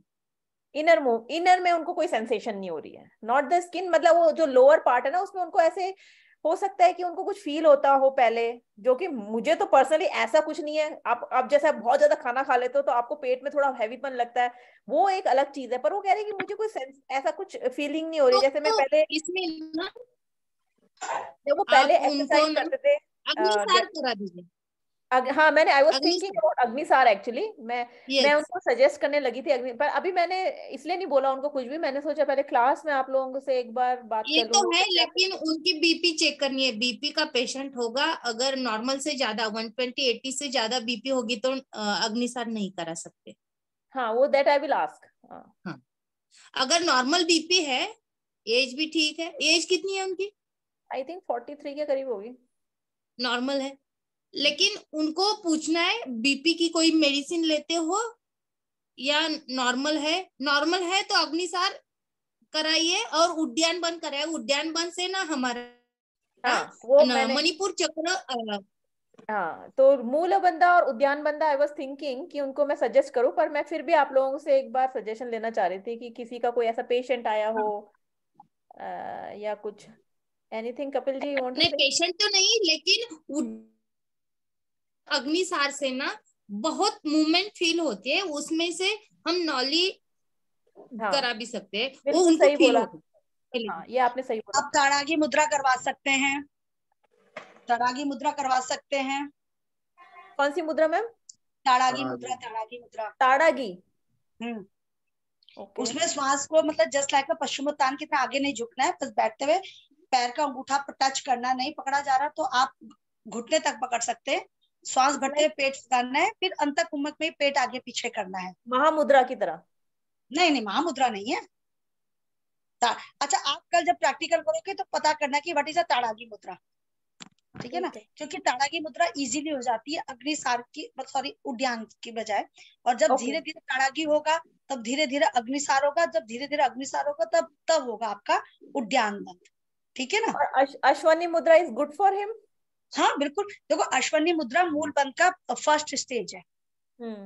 वो तो आप कभी अश्वनी, भी कर सकते हैं ना, किसी भी स्थिति में। बिल्कुल बिल्कुल बिल्कुल बिल्कुल, वही मैं कह रही थी। अश्वनी मुद्रा आपका मूल बंद का फर्स्ट स्टेज है। वो उठते बैठते चलते फिरते खाते उसमें कर सकते, बस जब बंदा लेटा है नींद आ गई तब तो छोड़ देगा, अदरवाइज वो लेटा लेटा भी कर सकता है, जैसे रेस्ट कर रहा उनको ना एक चीज और है कि उनकी बैक, लोअर बैक में थोड़ा सा पेन है, और वो जो पेन है वो राइट साइड के लेग में जा रहा है। तो आई आस्क्ड हिम कि आपको साइटिका का तो प्रॉब्लम नहीं है? तो ही सेड कि मुझे साइटिका की प्रॉब्लम पहले थी, अब नहीं है, लेकिन अभी भी थोड़ा पेन उनको शूट करता है हल्का हल्का, तो उसके लिए फिर मैंने अभी क्या कहा था, आप लेग एंड स्पाइनल मसाज कराएंगे ना, तो उनको पेट के बल लेटे हुए, देखो पहले तो पेट के बल लेट के उनको जैसे एक मतलब हम कहते हैं ना शलभ आसन, उस टाइप का करवाना है, ठीक है। ये चीज हो गया, ओके। उस हिसाब से अब हमें क्या कराना है कि अगर हमने लेग एंड स्पाइनल मसाज करी, हॉट फूड बात दे दिया, और कमर में क्या कर दिया, हम hot and cold fomentation bottle दे दी, ठीक है। ओके। ये हम करवा सकते हैं, लोकल स्टीम दे दी, इसका फायदा होता है आपके इसमें, ठीक है। पोटली सिकाई अगर आपके वहां, आपको खैर क्या बताऊं, ये तो इसके तक टेक्निक होती है, तो आप hot and cold fomentation bottle कमर में रख सकते हैं, हॉट फूड बाथ दे सकते हैं, लोकल स्टीम दे सकते हैं, इंफ्रारेड की सिकाई दे सकते हैं, तो ये उनके लिए फायदेमंद होता है। और अगर बीपी उनका ठीक ठाक है, ज्यादा बड़ा नहीं है, तो नमक के पानी की पोटली बना के जहां उनके जो काफ मसल्स होते हैं उसको ऐसे पोटली करके ना इस टाइप से आप दे सकते हैं, तो ये भी फायदा करेगा। कौन सी ये मसल्स? काफ काफ मसल्स? जो काफ मसल्स, अच्छा, काफ मसल्स। तो काफ मसल्स का ऊपर स्पाइन से क्या रिलेशन? आप कमर के नीचे जो मालिश करेंगे ना, इसमें कहते हैं रिलैक्स मिलता है पैरों को, काफ मसल्स। जैसे आप कह रहे हैं ना कि ये चीज नहीं हो रहा, ये फील नहीं हो रहा, तो धीरे धीरे धीरे आप यहाँ करेंगे तो यहाँ भी देंगे, यहाँ भी देंगे, बैक में ना देखो ये इसमें तो इसमें फायदा मिलेगा। हॉट फुट बाथ, आम बाथ, लोकल स्टीम, और कमर की साइड में, लोअर बैक में जो आप बता रहे हो वहाँ पे हॉट एंड कोल्ड फॉर्मेंटेशन देके ना, जैसे अगर आपके पास गर्म 2 टॉवल है, एक गर्म पानी में डिप के स्क्वीज किया, वो रख दिया, उसको हटा के फिर ठंडे पानी में, तो हॉट एंड कोल्ड से जैसे करें ना कि वो सेंसेशन वो भी आ सकती है। शायद मैं पूछने वाली थी शाइटिका, वो आपने बोल दिया। शाइटिका के कारण भी कभी कभी क्या होती है, जो सेंसेशन होती है वो फील नहीं होती कभी कभी। तो सबका अलग अलग अलग अलग वो बॉडीज भले बाहर से दिखती है क्या, लेकिन सबसे के जैसे मैंने कहा कफ के 20 प्रकार के रोग, पित्त के 40 प्रकार के, वात के 80 प्रकार के रोग होते हैं। तो सबके अलग अलग टाइप के फीलिंग्स होती है, सबके जो दर्द पेन तकलीफ अलग होती है, उसके जो महसूस करने की क्षमता होती है सबके अलग अलग होती है। तो आप ये करके देखिए, ठीक है ना। और हल्का जो मूवमेंट होता है आराम से, थोड़ा गैप देके अप एंड डाउन जैसे बैठना होता है वो करके देखिए, लेफ्ट राइट करके देखिए, देखिए क्या होता है, उससे ही फायदा होगा। तो आप ये करके देखिए, जैसे विद्या रानी जी ने कहा है एंड कपिल जी ने कहा है, वो भी करके देखिए, ठीक है नहीं। मैम इसमें ये जो पट्टी वाला मैं बताना चाह रहा था श्रद्धा जी को, कि जो हॉट एंड कोल्ड आप 2 टॉवल ले लीजिए जो पूरी वेस्ट पे लेपट जाते हो, ठीक है। और उसमें आपको बर्फ का पानी होना चाहिए और गर्म पानी होना चाहिए। आप गर्म पानी से स्टार्ट करेंगे, उस टॉवल को पहले गर्म पानी में सोक कर लीजिए, उसको पूरी वेस्ट पे लपेट लीजिए, ठीक है। इसको इस तरह से करना है कि 3 मिनट आपको गर्म पट्टी रखनी है, फिर गर्म पट्टी खोल देना, 1 मिनट फिर आपको ठंडी पट्टी रखनी है, फिर 3 मिनट गर्म रखनी है, फिर 1 मिनट ठंडी रखनी है, और एंड उसको गर्म पट्टी पर ही करना है। ओके, ठीक है, 3-1-3-1-3 इस तरह से है। तो 2 मिनट के लिए ठंडी पट्टी रखेंगे और 3-3 मिनट के लिए 3 बार 9 मिनट के लिए आपकी गर्म पट्टी रहेगी पेट के इसमें। तो आप अच्छा इसको कपिल जी, थोड़ा मैं आपको वो कर रही हूँ, लेकिन जब मैंने कहा था 3 मिनट गर्म 1 मिनट ठंडा, 3 मिनट गर्म 1 मिनट ठंडा, 3 मिनट गर्म, और ठंडे में कंप्लीट करते हैं हमने ये। मैंने तो क्योंकि मैंने जिनसे ट्रीटमेंट लिया था वो भी नेचुरोपैथी के डॉक्टर हैं, डॉक्टर खेड़ा बहुत फेमस है यहाँ पर, वो हमेशा ये प्रोसेस करते हैं। मैंने करवाया भी है ट्रीटमेंट उनसे। नहीं मैं तो ये नहीं कह रही, नहीं कराया, जहाँ मैंने किया था, ठीक है कोई नहीं। श्रद्धा जी, मैं ये नहीं कहूंगी ये मैं सही हूँ ये गलत है, आप करके देखिए। और दूसरा, मैंने जिस हिसाब से जहाँ वो है वहां पे आइस की बजाय जो डायरेक्ट मतलब होता है ना ताजा पानी, देखिए वो श्रद्धा जी जगह के हिसाब से, अब देखिए अब जहाँ वहां रहने का वहां पे माइनस में है, तो मेरे हिसाब से आइस का ज्यादा खतरा रहेगा। करके देखिए, जो ताजा पानी भी आप देखेंगे तो मेरे हिसाब से उनके ठंडा रहेगा, तो वो ज्यादा बेटर रहेगा। तो थोड़ा करके एक बार आइस का भी देख लीजिए, या कहते हैं ना बर्फ फ्रिज का पानी, और एक बार वैसा करके देख लीजिए जो डायरेक्ट जो यहाँ पर जो हम नॉर्मल टैप में भी बहुत ठंडा आता है, और मैं गर्म में ही एंड इसलिए करूंगी क्योंकि यहाँ पर टेम्परेचर ठंडा है। हाँ, लेकिन जो वहां पे ठंडे में जो करोगे ना, तो वो क्या होगा, बॉडी टेम्परेचर के इक्वल होगा। क्योंकि अगर आप ज्यादा, हमारे क्यों कहा जाता है कि ठंडे में अगर आप गर्म को ज्यादा यूज करोगे तो जो भी चीज होती है वो वाइड हो जाती है, तो वो उससे क्या होता है कि सर्कुलेशन लगा रहता है, उसको एज अ नॉर्मल शेप में आने के लिए हमें ठंडे में रखना चाहिए। लेकिन जहाँ आप है वहां ठंडे का मतलब क्या है, बॉडी टेम्परेचर के इक्वल। श्रद्धा जी, इसको भी ध्यान रखिएगा, बॉडी टेम्परेचर के इक्वल या बॉडी टेम्परेचर से 1 फ़ारेनहाइट आगे ऊपर। ये नहीं कि आप इतने में जा रहे, तो जगह के हिसाब से आप पानी को ठंडे को कैसे, कहाँ आपका ठंडा क्या, कहाँ कितना नॉर्मल है, वो जगह देश काल स्थिति के हिसाब से भी मायने रखता है। ठीक है, तो ये चीज है। और सबसे अगर आप टॉवल की बात करें, मैं तो कहती है तो बैग ले लीजिए, ठीक है ना। एक में गर्म पानी रखिए, एक में ठंडा पानी रखिए। गर्म पानी पे गर्म रहना चाहिए, जब हम उसे हटाते हैं तो ठंडा नहीं होना चाहिए। तो हॉट एंड कोल्ड जो होते हैं ना फॉर्मेंटेशन बॉटल, उसका इस्तेमाल भी कर सकते हैं। अगर वो देखो ऑप्शन है, वो भी है, टॉवल भी है एंड बैग भी है, तो आप इसका भी इस्तेमाल कर सकते हैं। बैक में लगाने के लिए ना, बैक पेन के लिए आप कह रहे पूरा पेट में, पूरे पेट पे लपेट लीजिए। वो तो टॉवल हो गया, लेकिन बॉटल को तो आप एक तरफ एक ही जगह पे लगा पाए। देखो ये है, ये भी कर सकते हैं, मैंने कहा, और ये भी कर सकते हैं। अगर आपको लगता है वो एक्टिव है और आप एक्टिव है, फटाफट टॉवल का कर सके तो टॉवल इज द बेस्ट, है नहीं, ये चीज है। नहीं तो अगर नहीं है तो आपके लिए बैग है। लेकिन जब गर्म के बाद ठंडा करेंगे तो पानी फिर आपको गर्म रहना चाहिए, ये नहीं कि फिर उसको दोबारा से गर्म होना चाहिए। जब तक वो ठंडा रख रखा तो उसको थोड़ा सा फिर और गर्म इसके लिए विपरीत करनी मुद्रा अच्छी रहेगी।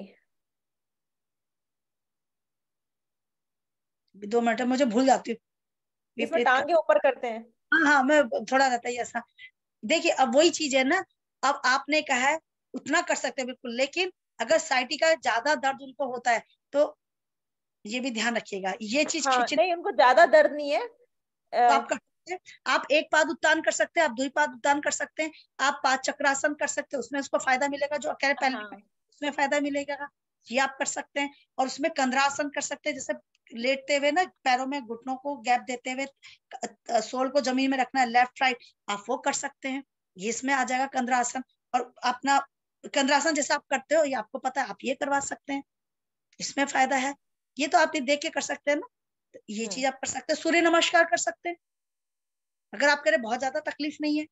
हाँ, लेकिन अगर आपका जो थर्ड पोज है हस्तपाद, उसको फॉरवर्ड पूरा ना करा के, जैसे समकोण का 90 डिग्री आप वही कर सकते हो, उसके बाद आप फाइनल में चले जाइए। क्योंकि फिर मैं कहूंगी हर सही भोजन हर व्यक्ति के लिए सही नहीं, और हर गलत भोजन हर व्यक्ति के लिए गलत नहीं है।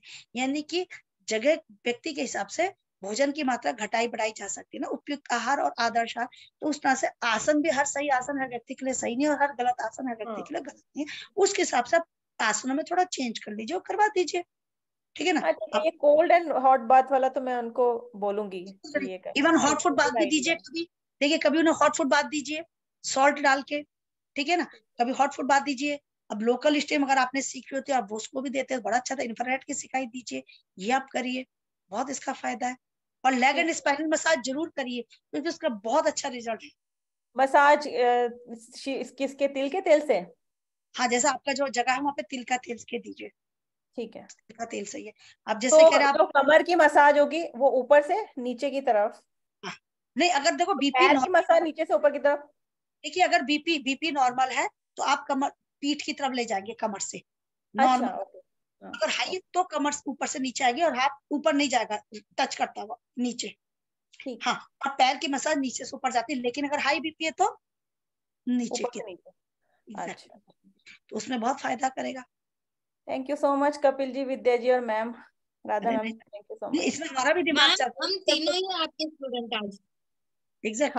नहीं, हम सभी, मैं तो बहुत अच्छी स्टूडेंट हूँ, मैंने कब टीचर कब माना ही नहीं, मैंने कहा मैं बहुत अच्छी स्टूडेंट हूँ, मैं सबसे नहीं, मैं बोल रही हूँ कि 4 ही स्टूडेंट थे आज 3 ही है, हर व्यक्ति तो 14 है। हाँ, जैसे ना, देखिए बिल्कुल सही है। अब मेरा मानना है कि मैं सही हूँ, क्योंकि जो चीज मैंने सीखी है मुझे वो भी बताना है। जैसे कपिल जी ने कहा, बिल्कुल ठीक है, उनका मैंने कहा वो गलत है, वो बिल्कुल सही है, क्योंकि हर व्यक्ति के अपने अपने एक्सपीरियंस होते हैं, कराने का तरीका होता है। अब जैसे वहां रह रही नॉर्मल वाटर है, तो वहां के हिसाब से वो सही है, क्योंकि जगह देश काल परिस्थिति के हिसाब से हम अपने ट्रीटमेंट में चेंजेस करते हैं। तो ये चीज है। इस तरह से अगर आप वो उनको अगर अब तो खैर काफी ट्रीटमेंट के अदर पार्ट्स हैं, वो तो बहुत इतना नहीं जा सकता, क्योंकि उसके लिए तो प्रॉपर एक जगह होनी चाहिए। तो श्रद्धा जी सीखे, फिर आप अपने जर्मनी में नेचुरोपैथ सेटअप लगाइएगा और पेशेंट को सही करिएगा, ठीक है ना। क्यों हंसी श्रद्धा? नहीं, मैं तो ऐसे ही मैम मैं तो अभी अपना मतलब नेचुरोपैथ का आपने पहले यही चीजें सीख ले। नहीं, it's a long way to go. चलिए, चलो क्लास भी हंसाते हंसाते हो जाती है, बढ़ाने का तो रहता है, पर चलिए ठीक है, तो फिर क्लास करते हैं, ठीक है, चलिए। ठीक है ma'am, thank you so much. ध्यान रखिए कि नोट से ज्यादा गलती में नहीं होती। हाँ जी, हाँ जी, थैंक यू मैम। धन्यवाद मैडम जी, धन्यवाद।